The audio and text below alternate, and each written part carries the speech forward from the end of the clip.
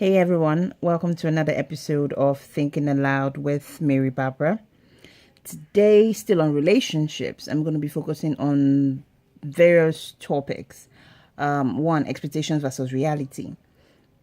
We tend to raise the bar so high that our better half, even before they become our better half, are already bound to fail.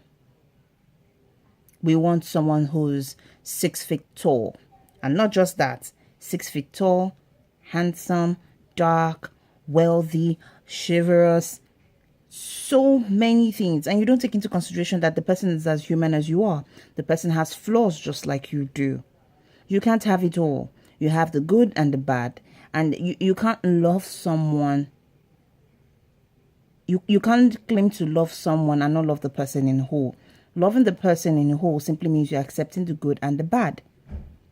The bad doesn't necessarily have to be evil, but the bad is something that you feel you can condone, you can path with, or rather you can live with.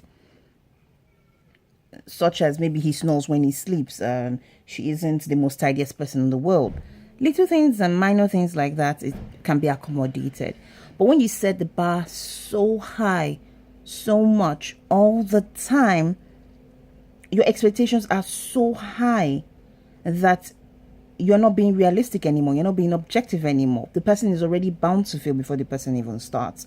So we should, most especially females, I'm not saying you should settle for less or second best, but be realistic in your expectations. Do you hold someone with the same standard as you hold yourself? Taking yourself into consideration with all the flaws you have. Are you still doing the same thing? Holding someone else with that same status, with the way you see yourself? So we should try and be objective in what we want.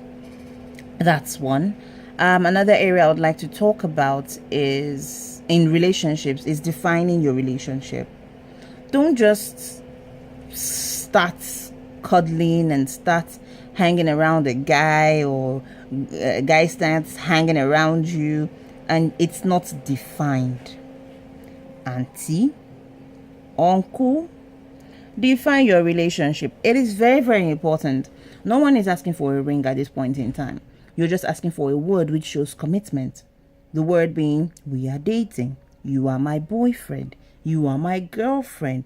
That's where you can hold that person responsible to their actions. When you see the person walking with another girl and they're looking all shady and suspect, you can actually say, hey, what are you doing with that person? I thought we were exclusive. And the person would say, oh, you caught me. Not when you ask the person, I thought we're exclusive. What are you doing with that person? The person would be like, I never asked you out. We're actually not dating. And then you end up looking like the fool. Put a name on it. We are dating. We are not dating. It's easier that way. That way everybody knows where they stand. Not that one party feels they are dating and the other party is like, my best friend. And once in a while we occasionally dabble into sex and all that. No. Be firm. Ladies, please be firm.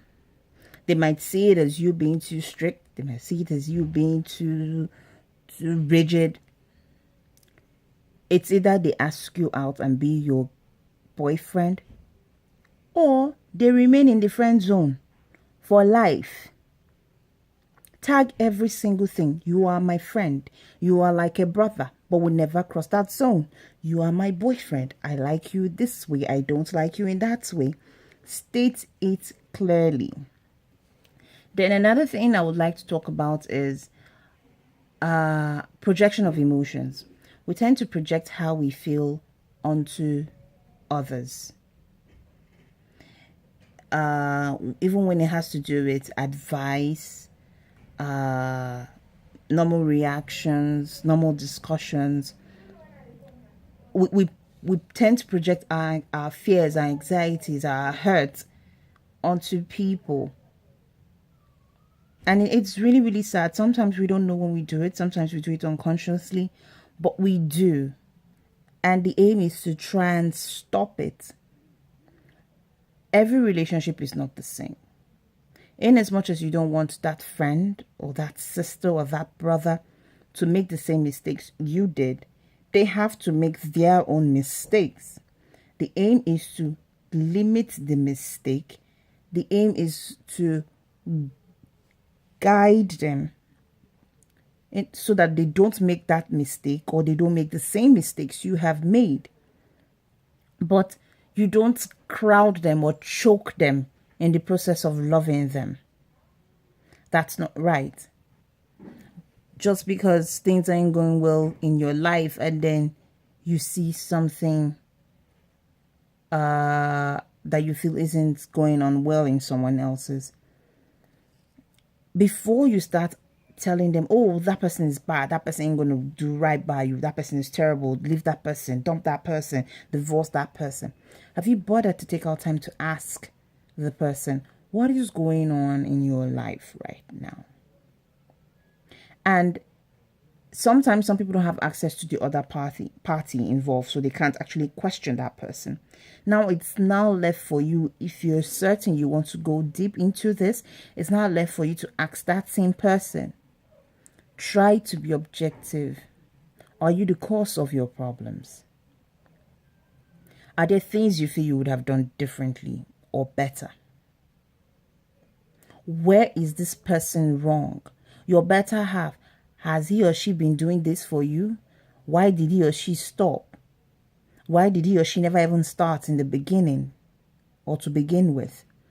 You have to try as much as possible to open that person's mind to various scenarios to actually see before you can give an objective advice or opinion of what is going on in that person's life. Now, if you do not do that, then there is no need to give an opinion. There's no need to give an advice. Swallow it and keep it to yourself. It's better that way. Else you're going to jeopardize that person's life. Everyone has been hurt one way or the other in a relationship. How you grow out of it or how you grow after that now determines, or that is determined by how mature you have grown. So if you keep projecting your hurt and your fears to other people, please stop. For those of you who do not know that it's possible, it is possible. Well, until next time, be good, be you. Share your thoughts and comments with me. Until next time, bye.